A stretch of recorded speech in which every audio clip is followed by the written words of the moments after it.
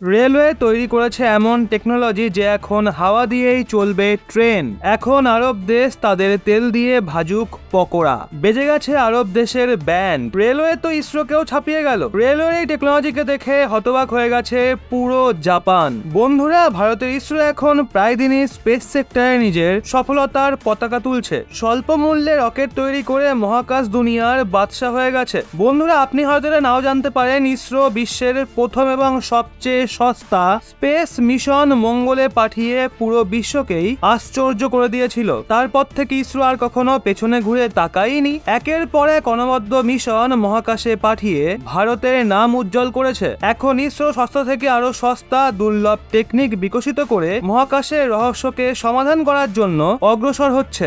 ভারতের এই অগ্রগতিকে দেখে আমেরিকা, চীন, রাশিয়া এবং জাপানের পায়ের তলার মাটি সরে গেছে। দেখতে গেলে ইসরো তার টেকনোলজিকে নিয়ে পুরো দুনিয়াতেই ফেমাস, কারণ ইসরো সবচেয়ে সস্তা স্পেস মিশন রেডি করে ভারতকে অন্যান্য বড় স্পেস এজেন্সির থেকেও আগে এগিয়ে নিয়ে যাচ্ছে। কিন্তু এইবার রেকর্ড ভেঙে গেছে, কারণ এইবার ভারতীয় রেলওয়ে ইসরোকে পেছনে ফেলে দিয়েছে। যেখানে ইসরো স্পেস মিশন অর্থাৎ মহাকাশ যাত্রাকে সস্তা করে দিয়েছে, সেখানে ভারতীয় রেল ইসরোকে পেছনে ফেলে দিয়ে তৈরি করে ফেলেছে এমন এক ট্রেন যা ডিজেল পেট্রোলে নয় বরং হাওয়াতে চলবে। ভারতের এই টেকনিককে দেখে আরব দেশের রাতের ঘুম উড়ে গেছে। এছাড়াও জাপান তো অবাক, অর্থাৎ ভারতের এই দুর্লভ টেকনিক মূল্যবৃদ্ধির ওপরও ভারী পড়বে। রেলওয়ে যে পদক্ষেপ গ্রহণ করেছে, এর ফলে রেলওয়ের পুরো নকশাই পরিবর্তন হয়ে যাবে। সবচেয়ে খুশির বিষয় হলো ভারত এরকমটা করে গোটা বিশ্বতে নিজের একটা আলাদা পরিচয় গড়ে ফেলেছে। দেখতে গেলে ভারতের ক্ষমতা এতই বেড়ে গেছে যে ভারত প্রত্যেকটা সেক্টরেই নিজের সফলতার পতাকা তুলছে। আমেরিকা, রাশিয়া, চীন এবং জাপানকে তো বাকরুদ্ধ করে দিয়েছে। এই দেশগুলোর রাজত্ব ভারত শেষ করে দিয়েছে। রাশিয়া এবং আরব দেশ যারা তেলকে নিয়ে এত উচ্ছ্বসিত ছিল, তাদের তো মুখই বন্ধ হয়ে গেছে। এই দেশগুলো এখন তাদের তেল নিয়ে পকোড়া ভাজুক। ভারত এমন ইঞ্জিন আবিষ্কার করে ফেলেছে যাকে চালানোর জন্য পেট্রোল ডিজেলের প্রয়োজনই পড়বে না, বরং সেটা হাওয়াতে চলবে। রেলওয়ে বিশ্বের সবচেয়ে বড় কাজ করে ইতিহাস সৃষ্টি করেছে।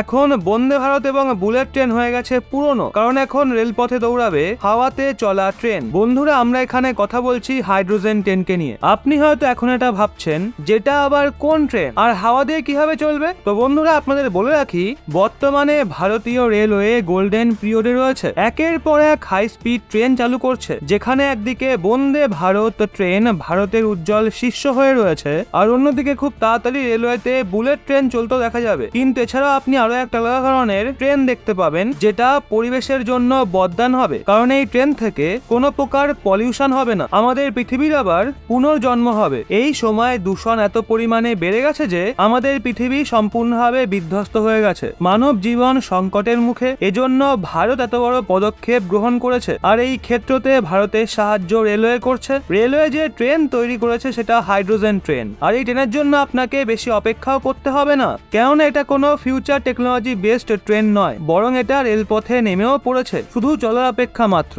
এই ট্রেন ভারতের গ্রিন ইনসেনটিভ স্কিমকে প্রমোট করতে মাইল ফলক প্রমাণিত হবে, কারণ এই ট্রেনের সবচেয়ে গুরুত্বপূর্ণ বিষয় হলো এতে ব্যবহার হওয়া ফুয়েল আসলে এই ট্রেনে ডিজেল পেট্রোলের পরিবর্তে হাইড্রোজেন ফুয়েলের ব্যবহার করা হবে। এই ট্রেন সমস্ত সুযোগ সুবিধায় পরিপূর্ণ হবে। এই ট্রেন যাত্রার একটা আলাদাই আনন্দ দেবে। এখন আপনাদের বলে রাখি, হাইড্রোজেন ট্রেন কোন প্রযুক্তির ভিত্তিতে চলবে। তো বন্ধুরা, হাইড্রোজেন ট্রেন হাইড্রোজেন ফুয়েলে চলা ট্রেন। এই রেলগাড়িতে ডিজেল ইঞ্জিনের পরিবর্তে হাইড্রোজেন ফুয়েল সেল লাগানো হয়। এই train carbon die oxide, nitrogen বা পার্টিকুলেট ম্যাটারের মতো হার্মফুল গ্যাসকে রিলিজ করে না। এই ট্রেন পরিবেশের জন্য ইকো ফ্রেন্ডলি হবে। আর শুধু এটাই নয়, হাইড্রোজেন ফুয়েল সেলস এর সাহায্যে হাইড্রোজেন এবং অক্সিজেনকে আলাদা করে বিদ্যুৎ উৎপাদন করা হয়। এই বিদ্যুতেরই ব্যবহার ট্রেনকে চালানোর জন্য করা হয়ে থাকে। বন্ধুরা, এই ট্রেনের বিশেষত্ব জেনে আপনার বুক গর্বে চওড়া হয়ে উঠবে। রেলওয়ের প্রশংসা করতে করতে আপনি ক্লান্ত হবেন না। বন্ধুরা, হাইড্রোজেনে চলা ট্রেনকে হাইড্রোলো বলা হয়ে থাকে। এই ট্রেনের বিশেষত্বের কথা বলা হলে এই ট্রেন কোন রকম ধোঁয়া পরিবেশে রিলিজ করবে না, যার জন্য দূষণ হবে না। এই ট্রেন 140 কিলোমিটার প্রতি ঘন্টার গতিতে 1000 কিলোমিটার পর্যন্ত চলতে পারে। যদিও ভারতে চলা এই ট্রেন আপাতত 100 কিলোমিটার দূরত্বে যেতে পেরেছে। রেলওয়ের কাপুরতলা ইন্টিগ্রাল কোচ ফ্যাক্টরিতে এই ট্রেনকে তৈরি করা হচ্ছে। এই ট্রেনেতে 4টে কোচ থাকবে। সবার প্রথমে এই ট্রেন হরিয়ানার জির এবং শনিপথের মধ্যে চলবে। তারপর Darjeeling Himalayan railway, Nilgiri mountain railway, কালকা সিমলা রেলওয়ে, মাথিরন রেলওয়ে, কাংড়াঘাটি, বিলমোড়া, বাঘাই এবং মালবার দেওঘর মাদার ইয়া রুটে চলবে। এখন কিছুটা হাইড্রোজেন ফুয়েলের বিষয় জেনে নেওয়া যাক যে এটাকে কিভাবে তৈরি করা হয়। তো বন্ধুরা, আপনাদের বলে রাখি, হাইড্রোজেন এক ধরনের স্বচ্ছ শক্তি যা রিনিউয়েবল এনার্জির মতো সোলার পাওয়ারের ব্যবহার করে জলকে হাইড্রোজেন ও অক্সিজেনে ভাগ করে উৎপন্ন হয়। বিদ্যুৎকে যখন জলের মধ্যে দিয়ে পাস করা হয় তখন হাইড্রোজেন উৎপন্ন হয়। এই হাইড্রোজেন অনেক ক্ষেত্রে ব্যবহার করা হয়। হাইড্রোজেন তৈরিতে ব্যবহৃত হওয়া বিদ্যুৎ রিনিউয়েবল এনার্জি সোর্স থেকে আসে, এর ফলে দূষণ হয় না।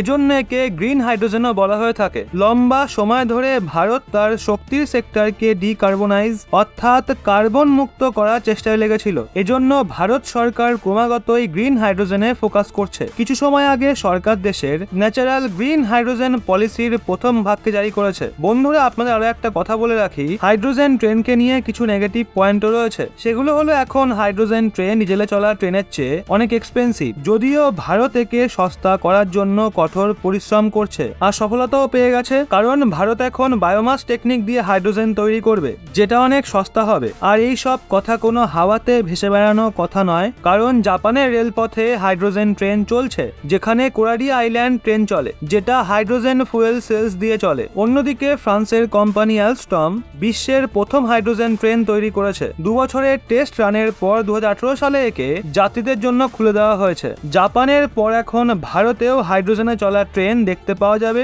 যেটা এদের সবার বস হবে। বলা হচ্ছে এই বছরের ডিসেম্বর মাস থেকে রেল লাইনে হাইড্রোজেন ট্রেন চলতে দেখা যাবে। কোটি কোটি মানুষের যাত্রা সস্তা এবং আরামদায়ক হয়ে যাবে। লোক তাড়াতাড়ি নিজের গন্তব্যে পৌঁছে যাবে। বন্ধুরা, ভারতের অগ্রগতিকে দেখে আপনার কি গর্ব হচ্ছে না? এই হাইড্রোজেন ট্রেন গোটা দেশে কবে অ্যাভেলেবেল হয় বলে আপনার মনে হয়? কমেন্টে অবশ্যই জানান।